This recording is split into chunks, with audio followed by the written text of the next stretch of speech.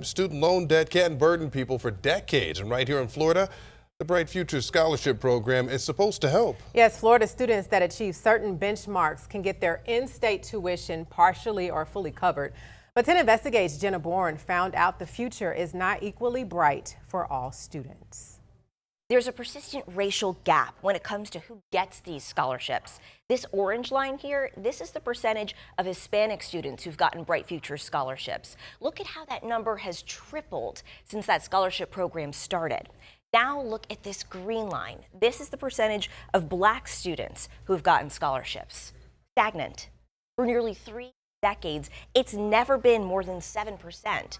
We wanted to know why. Representing the Southern United States, Shanasia Jaunty. You might want to listen up because this Florida high school grad and National Youth Poet Laureate finalist has a lot to say. No, America's bedtime stories will never include you.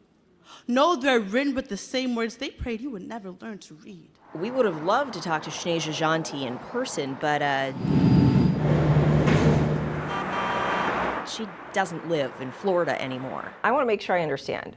You can go to an Ivy League school in New York on a full ride, but you can't get 100% tuition scholarship to a Florida university.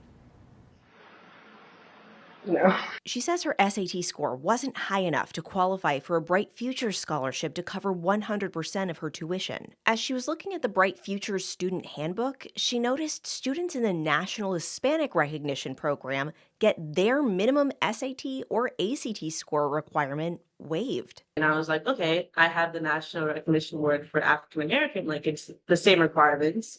Maybe they forgot to, list Indigenous and Black students. Nope, not a mistake. Out of the 5 College Board National Recognition programs, including the National African American Recognition Program, only students in the National Hispanic Recognition Program get their test score requirements waived, thanks to this state law passed in 2000. For one group to be recognized, which I fully support, and one group to not be just seemed odd. Florida legislators have been raising the minimum test scores to qualify for Bright Futures since the 2012-2013 school year to keep the program financially sustainable. The percentage of high schoolers who qualified dipped as minimum test scores rose. Those years are represented by the vertical dotted lines on this graph. Data shows Black students and students whose families have lower incomes score lower on college entrance exams. If we're going to create a path outside of standardized test scores, let's make sure all students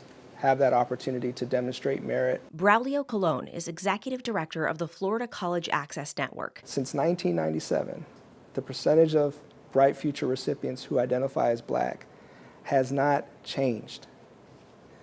We're clearly not doing something right. It just really goes back to equity and access. Sarasota Middle School counselor Dr. Carmen Larson tells us another big factor is Florida's shortage of school counselors. How many students are you responsible for? About 417. The average school counselor in Florida works with 423 students.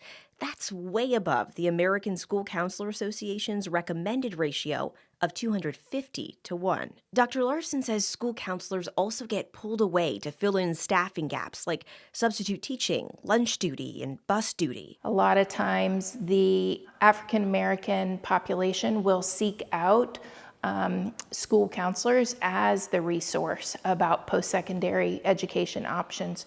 So when that counselor is not there, it's really hard to find somebody that has the information and the resources that they need. We still have a lot of unanswered questions. When we started asking the Florida Department of Education about this gap in March, a spokesperson told us over the past 5 years, approximately 50,000 eligible students did not apply to receive Bright Futures. Hi, this message is for Commissioner Manny Diaz. The Commissioner of Education hasn't been returning my calls, but he has been busy. He and the lottery secretary have visited 4 high schools to raise awareness about Bright Futures since we started asking questions. Our first lesson that making ourselves small still takes up too much space. True to form, Jaunty didn't stay silent. She created a petition asking lawmakers to expand the test score waiver to all minority groups who've qualified for national recognition programs. There are these things that have systemically just been there against us for years. She wants more students to have access to higher education, so their futures can look bright too.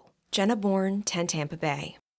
And State Representative Dianne Hart says our investigation prompted her to work on changing state law. While she runs for re-election, she says she is working on writing a bill that would expand Bright Future's minimum test score exemption to include students in the National African American Recognition Program.